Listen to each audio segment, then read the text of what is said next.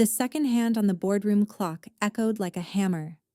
I stared at the $2 million debt transfer sliding across the glass table.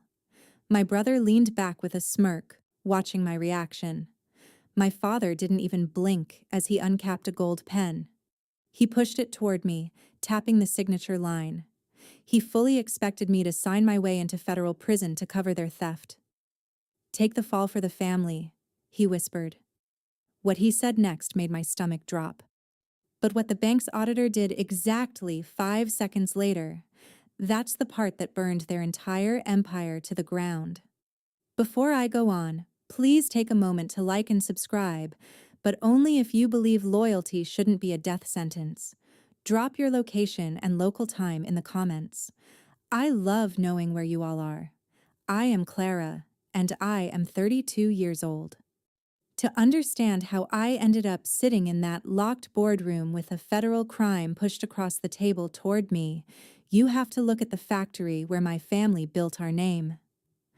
We own a heavy manufacturing plant in a gray industrial town in Ohio. It is the kind of place where the air always smells faintly of machine oil and burning metal, and where people judge your worth by how much dirt you have under your fingernails at the end of a shift.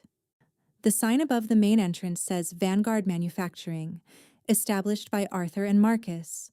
My name is nowhere on that building.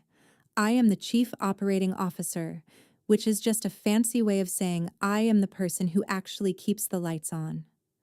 While my father and my older brother hold the top titles, I am the one walking the factory floor at dawn. I draft the supply contracts. I negotiate the bulk material prices with our vendors. And I sit with the union representatives when they threaten to walk out. My father, Arthur, is the CEO in name only. My brother, Marcus, is the vice president of absolutely nothing. They do not know how to operate a single piece of machinery on our floor. They do not know the names of the shift supervisors who have worked for us for 10 years. Their daily routine consists of wearing perfectly tailored suits, taking potential clients out for expensive steak dinners, and posing for photographs in local business magazines. I drive a 10-year-old sedan with a rattling engine because my father always told me the company needed to maintain strict liquid assets to survive. I believed him, so I kept my salary low and never asked for a bonus. Meanwhile, Arthur bought a brand new luxury SUV using the company account just to project an image of success at the country club. Marcus regularly expensed luxury hotel stays and premium flights, claiming he was out networking for new buyers. I was the one who approved those expenses. I signed the checks to pay for their lifestyle while I ate cold sandwiches at my desk. Whenever the quarterly profit reports came out strong, Marcus was the one who took the credit. He would stand at the head of the heavy oak conference table, flashing his expensive watch, talking loudly about his brilliant market strategy and his aggressive sales tactics. My father would clap him on the shoulder, completely beaming with pride, telling everyone in the room that Marcus had a gift for leadership. I would be sitting at the far end of that exact same table, holding the spreadsheets I had stayed up for 3 straight nights to balance. They never mentioned my name. When we secured our biggest client to date, it was because I spent 4 weekends locked in my office rewriting our entire safety compliance protocol to meet their strict standards. But on the day of the final pitch, Arthur told me to stay at the plant to monitor a minor equipment issue. Marcus took my presentation folder, flew to Chicago, read my exact words off the paper, and came back a hero. They ordered expensive champagne for the executive suite upstairs. I stayed downstairs on the noisy production floor, trying to convince myself that I was just doing my job. You might wonder why a grown woman with a functioning brain would tolerate that kind of setup. Guess why write the technical patents if someone else is just going to stamp their name on the top line? Why work 80 hours a week just to watch 2 men take the profit and spend it on themselves? It comes down to a very simple, pathetic truth about human nature. I wanted my father to look at me the way he looked at Marcus. Just once in my life, I wanted Arthur to acknowledge that Vanguard Manufacturing only survived because I was holding the concrete pillars up with my bare hands. Marcus was always the golden boy.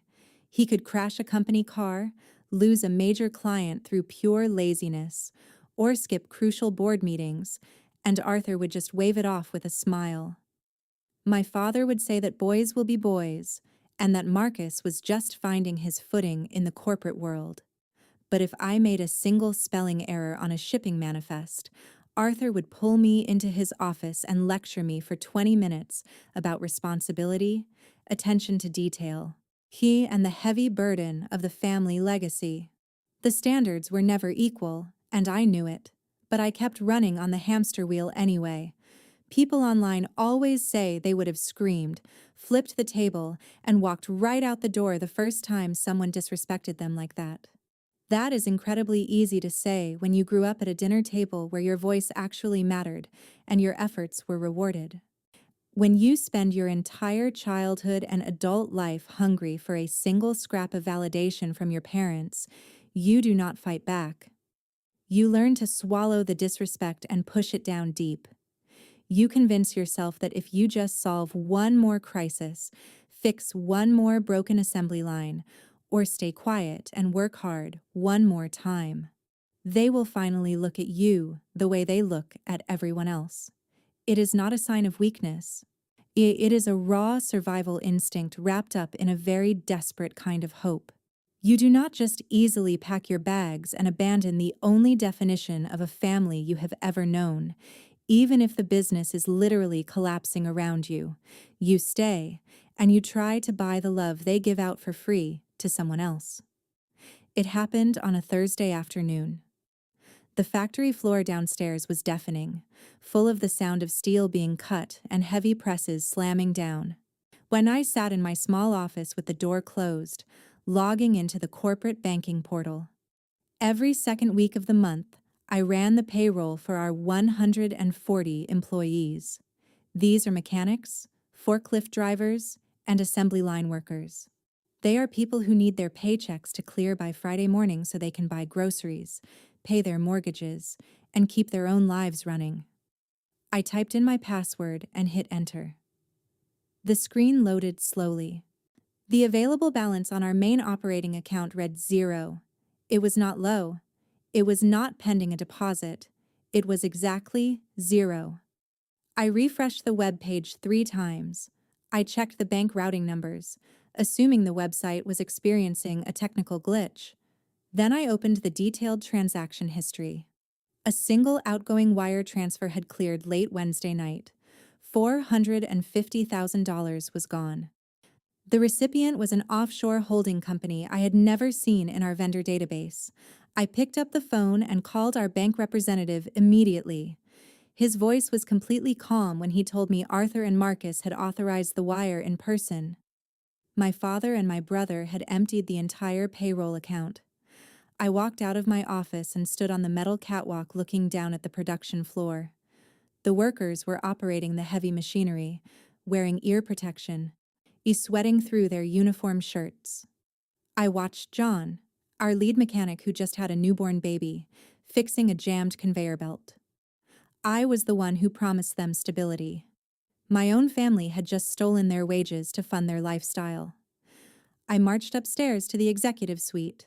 The double glass doors were locked tight. The receptionist looked at me with a highly uncomfortable expression. She said Marcus was out of town for a sudden wellness retreat, and Arthur was playing golf, and they had taken the money and turned off their phones. The reality hit me right there in the quiet, carpeted hallway. This was not a banking error. This was a deliberate extraction. I went back to my desk, locked my door, and started digging through our internal server.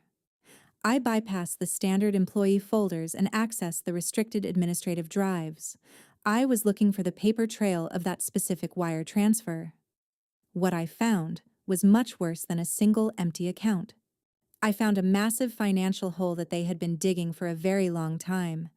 Marcus had a severe gambling problem. He had been bleeding the company dry through fake invoices and dummy vendors. Arthur knew about all of it, and he covered it up to protect his favorite son. But the payroll money was just the last desperate scrap they could scrape together. It was not enough to fill the hole. While searching the deepest files on the administrative drive, I opened a folder labeled with the name of a private credit firm. It was not our regular commercial bank. It was a high-interest, aggressive lending group. Inside the folder was a scanned PDF document. It was a commercial loan agreement for $2 million. The collateral for the loan was the factory itself. They had put up the land, the manufacturing equipment, and the technical patents I had written as the guarantee. I scrolled down to the last page to see who authorized it. There were 3 signatures at the bottom. Arthur's signature was there in blue ink. Marcus's signature was right next to it. And right below theirs, on the line designated for the primary financial guarantor, was my name. I stared at the bright computer screen until my eyes burned. It was my signature. It had the exact same sharp loop on the letter C and the same trailing line I always use on official documents. But I never signed that paper. I zoomed in on the document until the pixels blurred. The ink pressure was entirely uniform, and there was a faint square pixelated box around my name. Marcus had scanned an old supply contract, cropped my signature, and pasted it onto this loan agreement. He forged my name to secure $2 million, and my father let him do it. I checked the dates on the loan documents. The money was issued exactly a year ago. Then I checked the payment schedule. They had missed the last 4 monthly payments. A final notice of default was sitting in that exact same folder. The lending group was initiating foreclosure proceedings in exactly 3 days. That meant in 72 hours, the bank would seize the factory. We would lose the building and every single machine. But that was not the part that made my hands shake. I read the fine print under the guarantor section. Because my name was listed as the primary financial backer, and the debt fell directly and entirely on me. If the company defaulted, the lenders would not just take the business, they would come after my personal bank accounts, my house, and my future. Marcus and Arthur had carefully arranged the paperwork so that they held the executive titles, but I held all the legal liability. If this went to court, my brother and my father would walk away with a failed business, and I would face federal fraud charges for a $2 million loan I did not commit. Federal fraud carries a minimum sentence of 5 years. They were trading 5 years of my life for a few months of their luxury. They did not just steal my hard work. They used my legal identity to absorb their crimes. I printed the forged document. The paper felt incredibly heavy in my hands. I did not cry. I did not scream. The anger I felt was completely cold. It was a sharp, focused physical sensation. I knew exactly what they expected me to do. They expected me to panic, find a way to fix the problem, and take the blame silently, just like I always did. I sat in my chair for a long time, staring at the forged signature on the screen. The reality of federal prison was cold and sharp. I was legally responsible for $2 million I had never seen. I needed to move, but my body felt entirely frozen. A knock on my door startled me. It was not a polite, hesitant knock from an employee. It was 2 loud, flat knocks, and before I could answer, the door opened. And a man I did not recognize walked into my office. He was wearing a cheap gray suit and carrying a thick leather briefcase. He did not ask if I was busy. He closed the door behind him and locked it. "You are Clara Vanguard," he said. It was not a question. "I am Elias. I am an independent auditor assigned by the bank to review the loan default for this facility." He pulled a stack of papers from his briefcase and dropped them on my desk.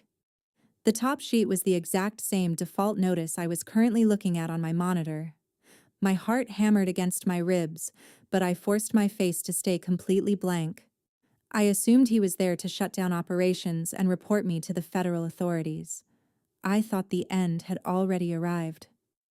"I need access to your raw accounting files for the past 24 months," Elias said.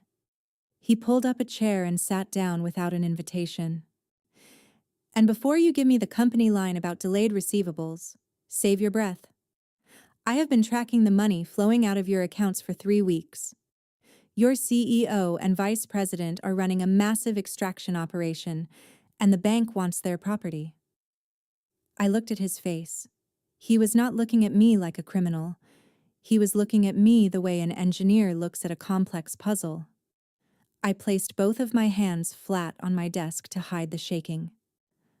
They took everything, I said quietly. They emptied the payroll an hour ago. Elias did not look surprised. He leaned forward, pointing a pen at the loan document on his stack. They also signed your name as the primary guarantor. If the bank forecloses in 3 days, the holding company seizes the factory and you take the federal fraud charges alone. I know, I said. I just found the file. I did not sign that. I know you didn't, Elias replied. His voice dropped lower, carrying a strange intensity. I checked the digital metadata on the loan submission. The IP address traces back to your brother's laptop in his executive suite. The signature was digitally cropped from a completely different contract. It is a terrible forgery, but the bank approved it because your father personally vouched for it. I stopped breathing for a second. The bank knew.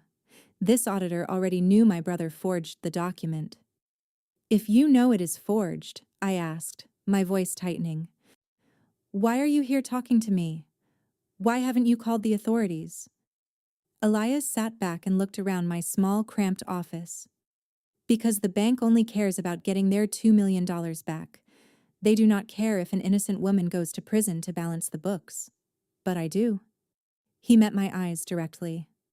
Your father and brother are incredibly arrogant. They left a massive digital trail. If you help me map every single offshore account they used, I can prove the fraud before the foreclosure hits. But we have to move fast. They think you are the perfect scapegoat. We are going to prove them wrong. My father returned to the office the next morning. He was wearing his usual gray suit, looking completely relaxed, as if the company was not 48 hours away from total collapse. Marcus walked in right behind him, carrying a fresh cup of artisan coffee. I was waiting for them in the main executive suite. I had printed the forged loan document and placed it precisely in the center of Arthur's heavy mahogany desk. Neither of them looked surprised when they saw it. They did not apologize. They did not even flinch. Arthur walked around the desk, sat in his high-backed leather chair and steepled his fingers. He looked at me with an expression of mild disappointment. Clara, do not overreact, he said smoothly. It is just a temporary cash flow adjustment. The business needed capital, and your credit rating was clean.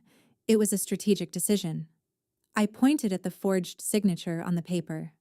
My voice was completely flat. A strategic decision? You forged my name to secure $2 million, and you just emptied the payroll account to pay offshore debts. The bank is foreclosing in 2 days. Marcus leaned against the wall and took a slow sip of his coffee. You are being dramatic, as always, he muttered. We are on the verge of closing a massive new distribution deal, where that deal will easily cover the loan. We just needed a bridge to get there.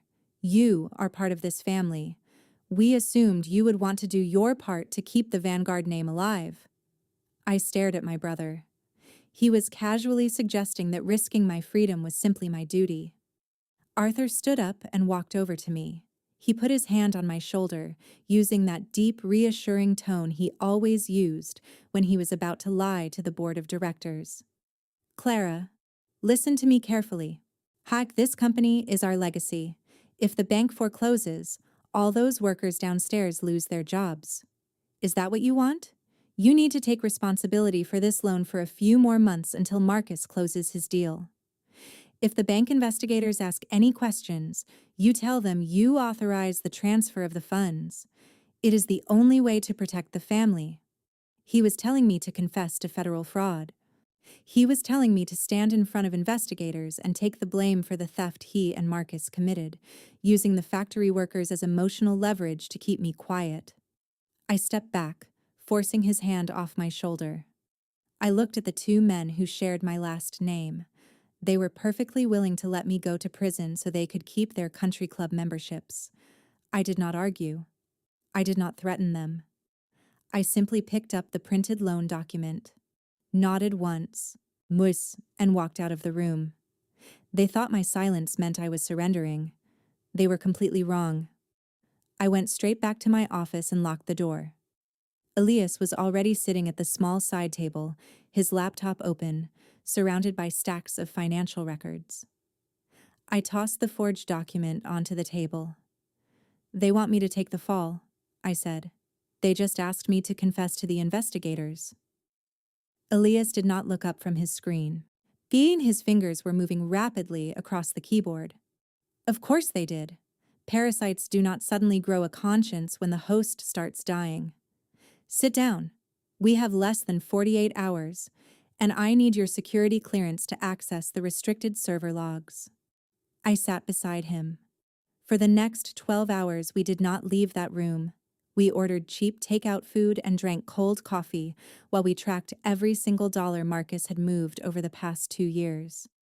Elias showed me how Marcus used dummy corporations. He would create a fake vendor account, approve an inflated invoice for raw materials we never received, and then wire the money to an offshore holding company registered in the Cayman Islands. "Here is the real problem," Elias said, pointing to a long column of numbers. "The bank does not care about these fake invoices. The bank only cares about the $2 million loan that has your name on it. We cannot just prove that Marcus stole money. Would we have to prove that he physically originated the fraudulent loan application, and we have to prove that Arthur actively approved it. We need the raw digital footprint." I pulled up the central server interface on my computer. Because I was the chief operating officer, I had the highest level of administrative access. I did not just manage the factory floor, I also set up the original IT infrastructure. I accessed the internal routing logs. We searched for the exact date and time the loan application was submitted to the private credit firm. It took 3 hours of cross-referencing IP addresses and login credentials. Finally, Elias hit the enter key, and a detailed log file populated the screen. "There it is," Elias said quietly. The log showed that the loan application was uploaded and transmitted from the computer in Marcus's office. But the critical piece of evidence was the authorization code. In order to release external financial documents of that size, our system required a 2-factor authentication from the CEO. The log clearly displayed Arthur's unique digital signature approving the external transmission. It was irrefutable proof. Marcus forged the document on his computer, and Arthur used his executive clearance to bypass the security protocols and send it to the bank.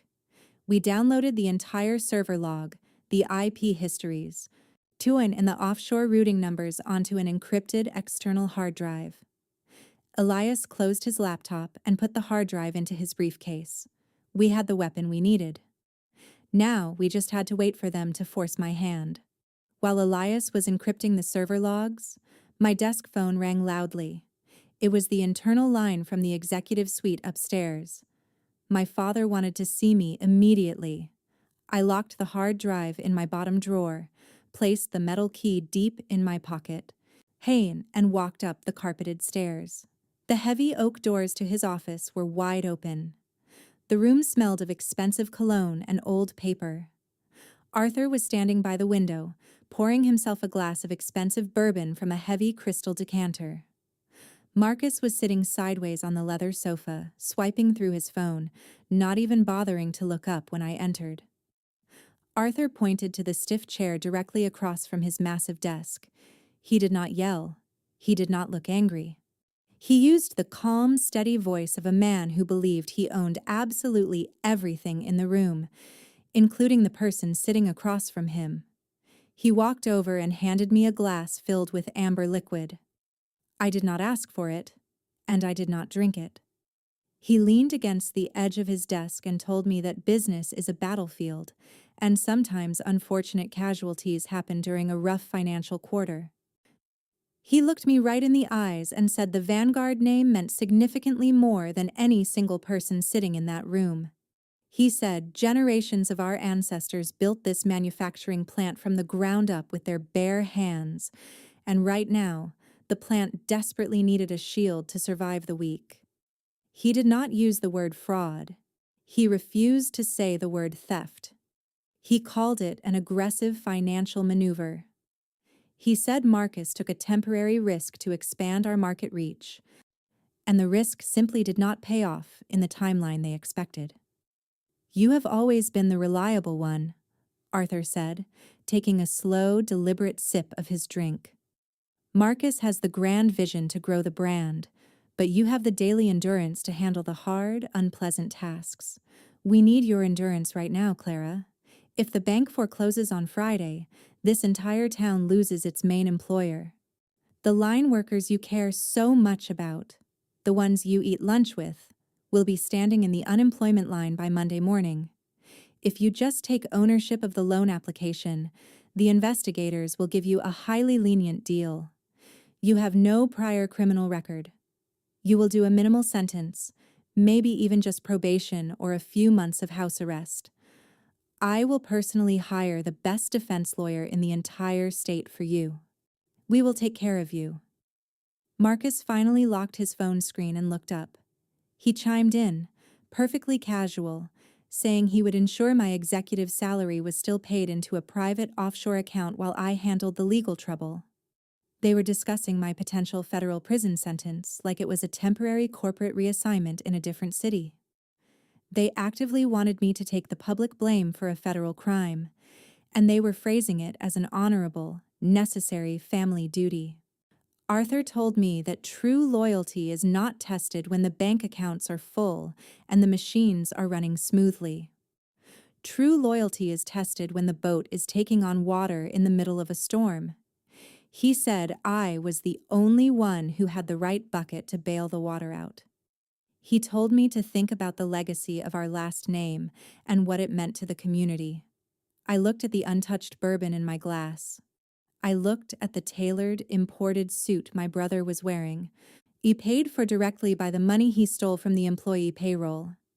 I realized in that exact moment that they did not see me as a daughter or a sister.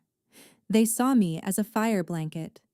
They saw me as a disposable physical object to throw over the flames they carelessly started, fully expecting me to burn up so they could stay completely safe from the heat. I set the glass down on the wooden desk without taking a single sip. I looked at Arthur and told him I needed a few hours to process the legal documents before I made any official statements to the bank or the authorities. Arthur smiled warmly, genuinely thinking he had won the negotiation without a fight.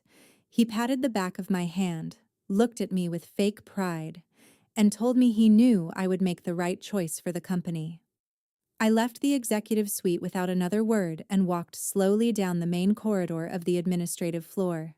This long, wide hallway was specifically designed to impress visiting corporate clients and potential investors. The walls were lined with custom glass display cases, illuminated by soft, expensive overhead lights. They held every award, every industry plaque, and every civic recognition Vanguard Manufacturing had ever received over the last 30 years of operation. I stopped walking and stood directly in front of the largest case near the elevator bank. Inside the glass sat the heavy brass trophy for Regional Exporter of the Year. I remembered the exact month we won that specific award. I had slept on a canvas cot in my small office for 3 straight weeks, personally coordinating the complex shipping logistics for an impossible international deadline simply because Marcus forgot to file the necessary customs paperwork before his vacation. I leaned in and looked closely at the polished brass plate screwed to the heavy base of the trophy. On the engraved black letters read, "Awarded to Marcus Vanguard, Vice President of Operations, for outstanding visionary leadership." My name was not anywhere on the brass plate.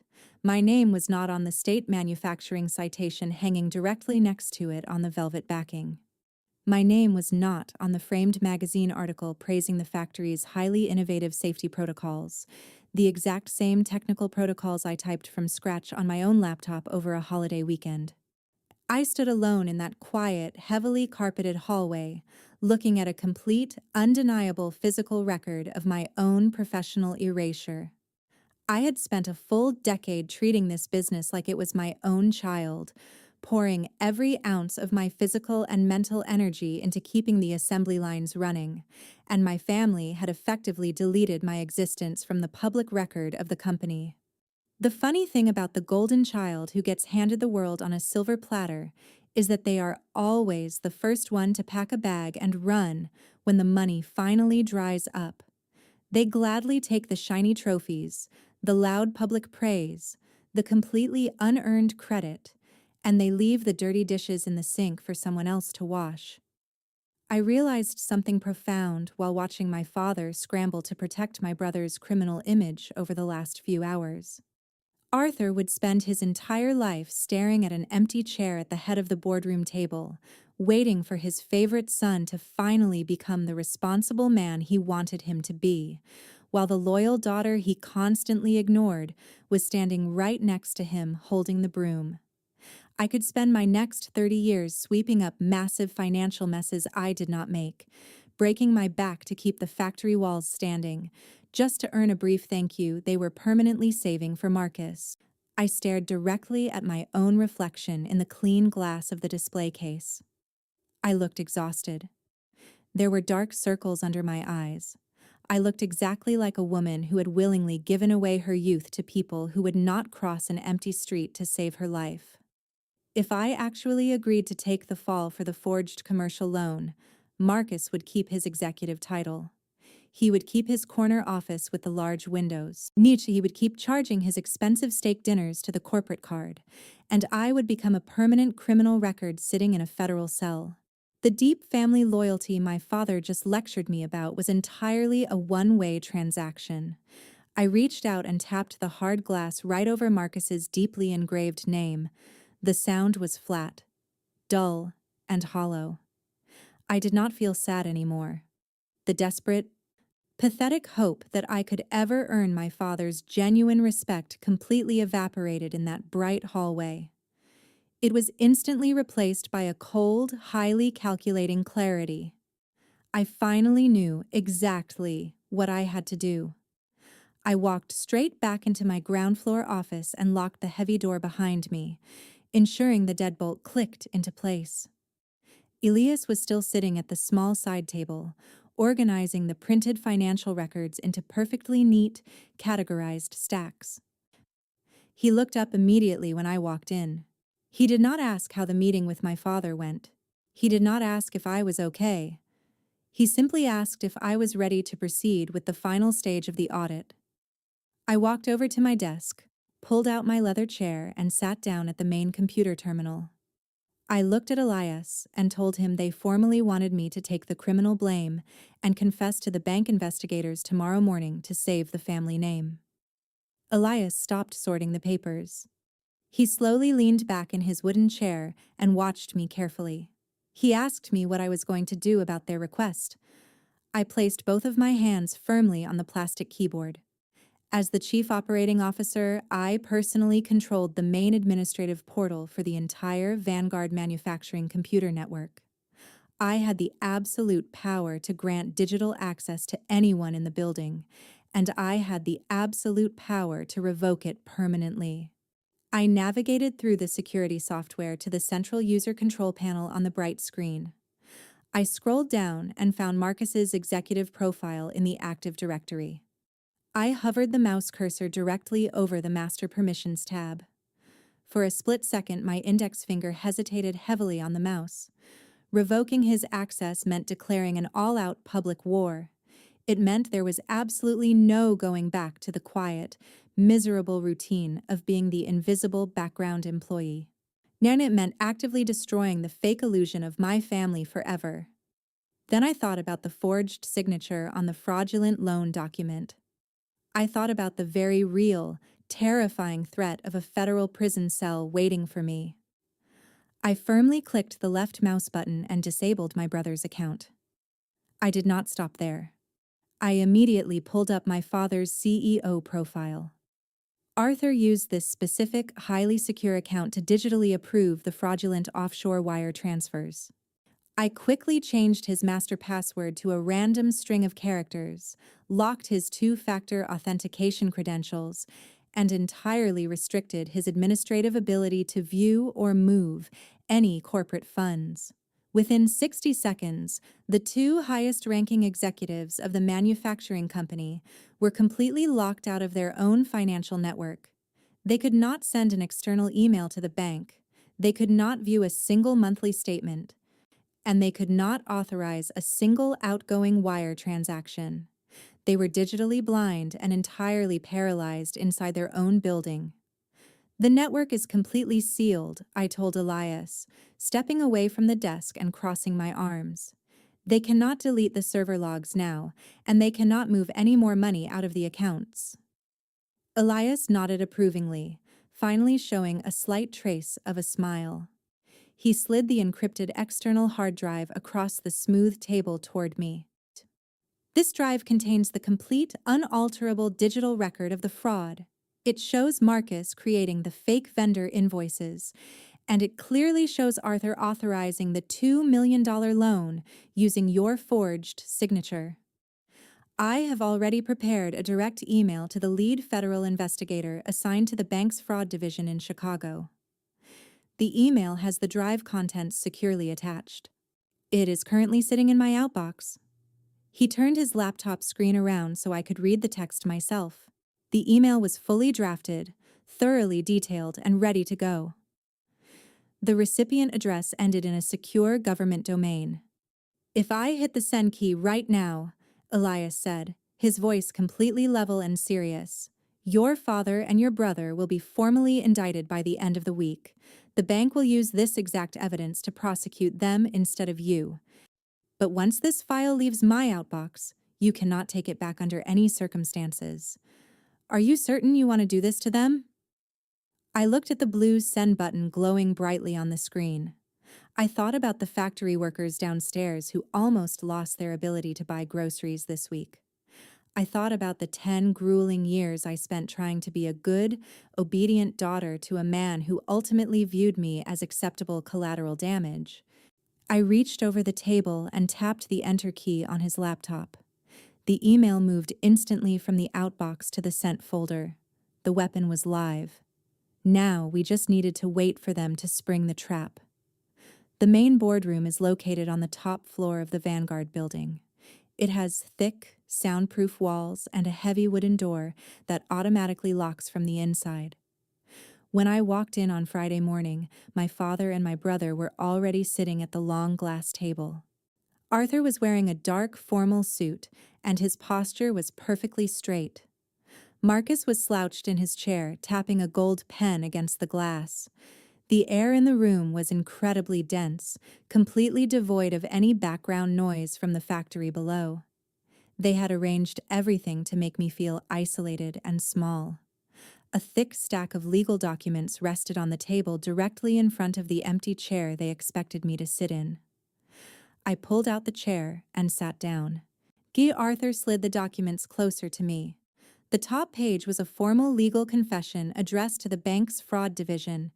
It stated, in clear language, that I had personally originated the $2 million loan without the knowledge or approval of the executive board. It claimed I had misused my administrative access to forge signatures and misdirect company funds. My father did not say good morning. He did not ask how I slept. He simply tapped his finger next to the signature line. "The bank investigators arrive at noon," Arthur said, his voice dropping into a low, serious register. "You need to sign this now. Our corporate lawyers will present it to them the minute they walk through the front doors. It will contain the damage immediately. If you show complete cooperation, they might not even put you in handcuffs today." Marcus stopped tapping his pen. He leaned forward and offered a tight, practiced smile. It is the only logical move, Clara. We discussed this. If Vanguard goes bankrupt, you lose your job anyway. But if you take this on your shoulders, the company survives, and we can still afford to support you financially while you deal with the legal consequences. Just sign the paper, and we can start working on your defense strategy. They were orchestrating a federal crime cover-up, and they were speaking to me with the casual impatience of men waiting for a slow waiter to bring the check. I looked down at the confession document. I placed both of my hands flat on the glass table. I did not reach for the pen. The silence in the room stretched out, becoming sharp and uncomfortable. Arthur cleared his throat, a tiny crack in his calm facade. "Clara," he said sharply, "we do not have time for hesitation. The entire family legacy is sitting on that piece of paper. Sign it." I looked directly at my father. "I disabled your administrative access to the company server 20 minutes ago," I said. My voice did not shake, and it was as cold and flat as the glass table between us. "Both of your executive profiles are locked. You cannot send an email, you cannot view the current bank statements, and you cannot access the corporate legal accounts." Arthur froze. His hand, which was still resting near the documents, twitched slightly. Marcus sat up straight, the arrogant smile instantly dropping from his face. He quickly reached into his jacket pocket and pulled out his phone, aggressively swiping the screen to check his email app. A red error message flashed across his display. "What did you do?" Marcus demanded, his voice suddenly loud and uneven in the quiet room. "You cannot lock us out of our own system. Turn it back on right now." "I am the Chief Operating Officer," I replied, not breaking eye contact with Arthur. "I manage the entire digital infrastructure. I locked the system to preserve the raw server logs, specifically the logs that prove the loan application was uploaded from Marcus's IP address and authorized by your two-factor executive clearance, Arthur." My father's face drained of color, the smooth, commanding persona completely shattered. He stood up slowly, planting both hands heavily on the table. "You do not know what you are talking about. You are upset, Clara. Let me call ET and fix the server error. Then we can talk about this rationally." "There is no server error," I said, reaching into my pocket and pulling out my phone. "And we are not talking privately anymore."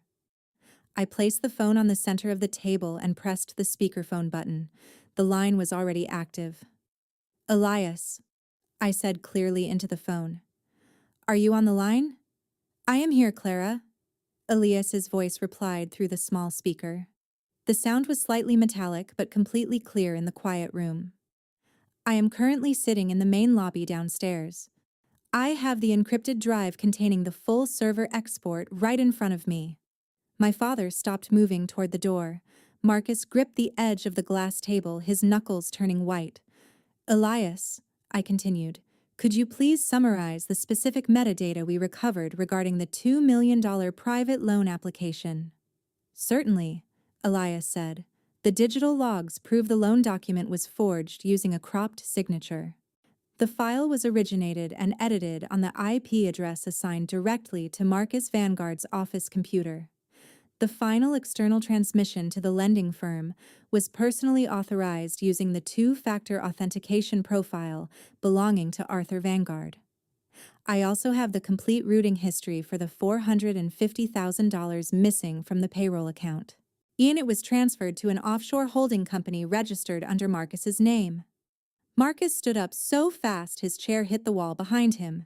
"Turn that phone off," he shouted, pointing a shaking finger at me. "That is an illegal recording. You cannot use stolen internal data against your own family." "I am the Chief Operating Officer," I reminded him, my voice cutting through his panic. "I have full legal authorization to audit the company's servers. And Elias is a certified independent auditor sent by the bank. He did not steal the data. I handed it to him." I looked back down at the phone. "Elias, what happens to that drive if I give you the signal?" I am currently looking at the lead federal investigator for the bank fraud division, Elias answered smoothly. He is sitting in his car in the parking lot right now. If you give the word, I will walk outside and hand him the physical drive.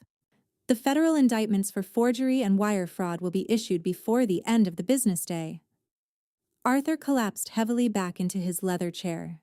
The arrogant, commanding CEO was gone. He looked like an old, exhausted man who had just realized the floor beneath him was completely hollow. He looked at me, his eyes wide and pleading. "Clara," he whispered, his voice cracking slightly. "Please, you cannot do this. If you hand that drive to the investigator, Marcus will go to federal prison, I will go to prison, the family name will be completely ruined." "You already ruined the family name," I told him. "You ruined it when you stole the workers' wages. You ruined it when you pasted my signature on a fraudulent document and tried to send me to a cell in your place." I reached into my briefcase, which was resting on the floor next to my feet. I pulled out a single sheet of paper and slid it across the long glass table. It came to rest directly on top of the fake confession they had tried to force me to sign just 3 minutes ago. "This is a legally binding transfer of ownership," I explained, tapping my finger on the top of the page. "It permanently signs over 100% of your executive voting shares and 100% of Marcus's shares directly to me. It removes both of you from the board of directors immediately. The purchase price listed on the contract is exactly $1. Marcus stared at the paper, his mouth slightly open. $1? He repeated, completely bewildered. "You want us to give you the entire factory for $1? You are insane. That building is worth $10 million.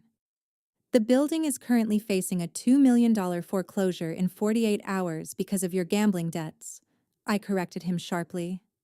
"I am going to assume full legal responsibility for that specific debt.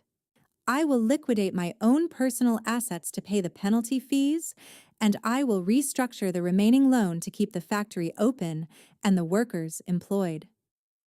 I looked from Marcus back to Arthur. The silence in the room was heavy and absolute. "You have exactly 2 options right now," I said, pointing at the gold pen resting on the table. "Option 1, you refuse to sign my paper. I tell Elias to walk outside.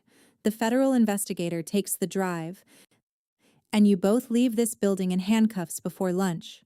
Option 2, you pick up that pen, you sign your shares over to me for $1, and you walk out the front door as free men. But if you choose option 2, you never set foot inside this factory again. The Vanguard name stays on the building, but the 2 of you are entirely erased from it." Arthur stared at the contract for a long time. His hands were shaking violently. He looked at Marcus, hoping his golden son would suddenly invent a brilliant strategy to save them. But Marcus was just staring blankly at the glass table, completely paralyzed by the reality of the federal investigator waiting outside. Arthur slowly reached out and picked up the gold pen. He did not look at me when he signed his name on the bottom line. He slid the paper to Marcus, who quickly scribbled his signature right next to it. They handed me the entire company in less than a minute, purely out of raw, desperate self-preservation. I pulled the contract toward me, checked the signatures, and picked up the phone. "Elias," I said, "the audit is concluded. You can send the investigator home." After the ink dried on the ownership transfer documents, Arthur and Marcus stood up slowly from the leather boardroom chairs. They did not say a single word to me. Marcus grabbed his expensive tailored jacket off the back of his seat, shoved his phone deep into his pocket, and walked out the door without looking back. Arthur lingered in the room for a few extra seconds. He looked around the large space, staring at the expensive wood paneling on the walls and the custom furniture he had purchased using company funds. Then he looked directly at me. There was absolutely no apology or regret in his eyes. There was only a cold, hard resentment. He turned around and walked out, leaving the heavy door wide open behind him. I sat alone at the long table, staring at the single sheet of paper that now made me the sole legal owner of Vanguard Manufacturing. Elias disconnected his phone from the external speaker and quietly packed his encrypted hard drive into his briefcase. He walked downstairs to the main security desk and formally instructed the guards to deactivate my father and my brother's electronic keycards permanently. I stood up and watched from the second-floor window as Arthur and Marcus walked across the asphalt employee parking lot. They got into Arthur's luxury SUV and drove away from the facility. The moment their vehicle turned onto the main highway, a very strange, heavy silence settled over the entire executive floor. The constant pressure of their daily demands was suddenly gone. I walked downstairs to the production floor. The heavy machines were still running loudly. The workers were still wearing their safety gear, cutting steel parts and loading delivery trucks. They had absolutely no idea that less than an hour ago, their jobs were moments away from completely disappearing. I did not call an all-staff meeting to announce the sudden change in leadership. I simply walked into my ground-floor office, sat at my computer monitor, and initiated the difficult process of liquidating my personal retirement savings account. I had to transfer every single dollar I owned into the corporate account to cover the immediate penalty fees for the defaulted loan. The math was brutally straightforward. I had a massive factory to run, and I had exactly 3 days to satisfy the lending firm before they initiated the physical foreclosure process. I spent the entire weekend sitting at my desk, drafting a strict repayment schedule, cutting the executive expense accounts to zero, and redirecting all available cash flow to stabilize the upcoming payroll. By Monday morning, the bank officials officially accepted my revised payment terms. The business was safe, and the factory doors stayed open. But the real social fallout had not even started yet. News travels incredibly fast in tight-knit industrial towns, especially when it involves the largest local employer in the county. By Wednesday afternoon, the local country club and the Downtown Business Association were heavily discussing the sudden, drastic change in leadership at Vanguard Manufacturing. But they were not hearing the actual truth. They were hearing Arthur's carefully crafted version of the events.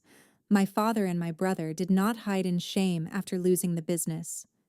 Instead, they actively went out and painted a completely different picture of what happened in that quiet room. Marcus told our biggest material suppliers that I had staged a hostile corporate takeover. He claimed I manipulated the computer network to artificially create a severe financial crisis, forcing them out under duress so I could steal the future profits for myself.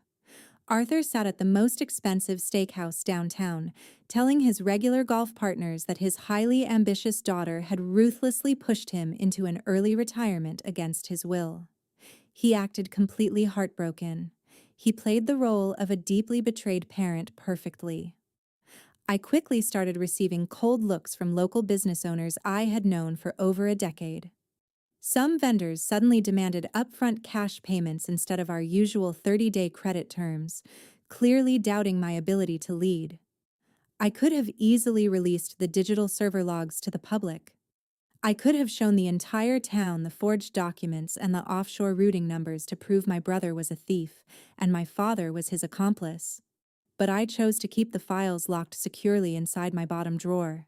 And I realized that arguing with them in public would just drag the company name through the mud, and the factory simply could not afford a major public relations disaster right now. People online often believe that if you show a guilty person undeniable, printed facts proving their terrible actions, they will eventually break down and apologize. That is a complete myth. When you show entitled individuals a clear record of their own cruelty, they do not experience guilt. They experience intense victimhood. They simply rewrite the narrative in their heads to make themselves the injured party. Arthur did not see a desperate woman defending her legal freedom when I put that $1 contract on the table. He saw a villain attacking his hard-earned comfort. He will likely go to his grave fully believing that I am the one who destroyed the family. If you spend your life waiting for the people who hurt you to finally admit they were wrong, you will wait forever. You just have to fix the damage yourself with your own hands and keep moving forward. It took me 14 extremely difficult months to completely clear the fraudulent debt left behind by my family. I worked 12-hour shifts on the factory floor, 6 days a week. I canceled every single executive perk, sold Arthur's luxury company car to a local dealership, and aggressively renegotiated our raw material costs with every supplier. Every extra cent we generated went directly to the private lending firm. I barely slept in my own bed. I rarely saw anyone outside of the heavy metal factory doors, but I kept the production lines moving at maximum capacity, and the workers never missed a single Friday paycheck. Finally, on a rainy Tuesday morning in late October, I logged into the corporate banking portal and authorized the final wire transfer. The $2 million loan balance officially dropped to zero on the screen. The factory was completely free and clear of all external threats. I printed the confirmation receipt and held the warm paper in my hands. Taking back control of the company and clearing my name did not feel like a massive victory parade. There were no loud cheers, and nobody handed me a shiny brass award for saving the business. When the final bank notification hit my phone to confirm the funds had successfully cleared, I did not buy an expensive bottle of champagne to celebrate. I simply locked my office door, walked out to the wet employee parking lot, and sat heavily inside my old sedan. I stared straight ahead at the plastic steering wheel while the engine idled quietly in the cold autumn air. The financial math was finally fair. The massive debt was fully settled, and the terrifying legal threats were entirely erased. But the emotional ledger felt incredibly hollow. I successfully bought back my personal freedom and secured my professional future. But the actual price of that transaction was deeply painful. I had to look at the cold facts and say out loud that I never truly had a supportive family to begin with. I just had a small group of people who happened to share the same last name and the exact same corporate bank accounts. They viewed me strictly as a highly useful tool, and the moment the tool stopped working for their personal benefit, they tried to throw it away into a concrete cell. You can easily win the confrontation. You can secure the business, clear the massive debt, and hold all the legal power firmly in your hands. But at the end of the day, you still have to drive back to an empty house and mourn the living people who decided they did not want to be your family anymore. The very first thing I did on Wednesday morning was call a private security firm. I did not just have them change the electronic access codes. I had them physically replace every single brass deadbolt on every exterior door of the Vanguard manufacturing building. I watched the locksmith drill out the old cylinders and install heavy, industrial-grade locks. While he was working, I hired a local maintenance crew to clear out the executive suite upstairs.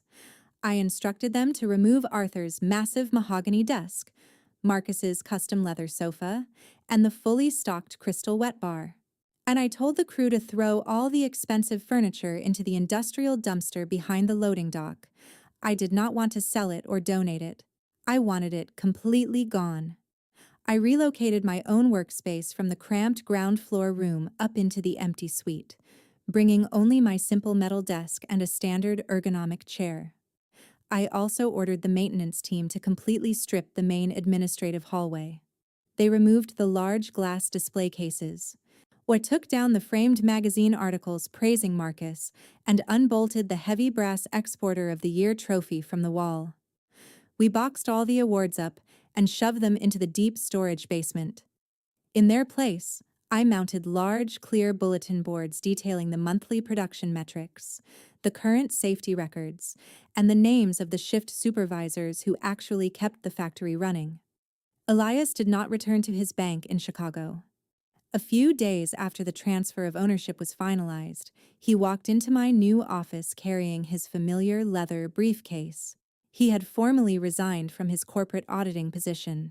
He told me he was tired of working for a banking institution that prioritized numbers over people. I hired him immediately as the new chief financial officer of Vanguard Manufacturing. He set up his office right next to mine. Over the next few weeks, we established a completely transparent financial system. We opened the accounting books to the union representatives, showing them exactly where the company revenue was going. We implemented a strict profit-sharing program for the assembly line workers to directly replace the massive executive bonuses my father and brother used to take. The constant, heavy tension that used to choke the air in the administrative offices completely disappeared. The people working on the loud production floor downstairs started greeting me by my first name when I walked past their stations. I was finally building the exact type of straightforward, honest business environment I had always wanted. But every time the main phone line rang with an unrecognized local number, a small, tight knot of anxiety still formed in my stomach. It has been nearly 2 years since that morning in the boardroom. My father and my brother currently live in a much smaller house on the outskirts of town. Marcus eventually filed for personal bankruptcy after his offshore accounts were frozen by private creditors. Arthur still attempts to maintain his social status at the local country club, but his memberships are slowly being canceled due to unpaid monthly dues. I do not call them, and they do not call me. Occasionally, a mutual acquaintance will try to intervene. They will corner me at a local grocery store or a community event and tell me that life is too short to hold on to anger. They will use soft, pleading voices and tell me that Arthur is getting older and Marcus is really struggling. They will strongly suggest that I should reach out, offer them a small financial stipend, and invite them back to the dinner table for the upcoming holidays. Society loves to preach about the necessity of absolute forgiveness, especially when it involves blood relatives. We are constantly told that holding on to anger is like drinking poison and expecting the other person to die. But people very frequently confuse internal forgiveness with an all-access pass to your life. You can completely forgive a stray dog for biting your hand because you logically understand it is simply acting on its basic nature. But you definitely do not stick your bare hand back into its mouth a second time. I can genuinely forgive my family for treating my life like a disposable asset. I can sit in my office and honestly wish them well in their future endeavors. But wishing them well from a very safe, heavily locked distance is a necessary boundary, not a bitter grudge. True peace is not pretending the initial bite did not hurt, and it certainly is not pretending the exact same dog will not bite you again if given the chance. True peace is building a tall enough steel fence so they never get the physical opportunity to prove you right. If you are currently sitting at a family table where your worth is constantly measured by how much heavy lifting you are willing to do quietly in the background, I want you to hear this very clearly. Blind loyalty to people who exploit you is not a moral virtue. It is a slow form of self-destruction. You are absolutely allowed to stop running the machines for them. You are completely permitted to stand up, refuse to sign away your own future, and walk out the door. Changing the locks on your life does not make you a bad person. It simply makes you a survivor. That is exactly what I did, and I have never once regretted it. If this story sounds uncomfortably familiar to your own situation, please leave a comment down below. I promise you are not the only person who has ever had to walk away from their own family to save themselves. Hit the subscribe button so you do not miss the next video. I have linked another story on the screen right now about someone who had to make a very similar choice. Thank you for listening. I will see you in the next one.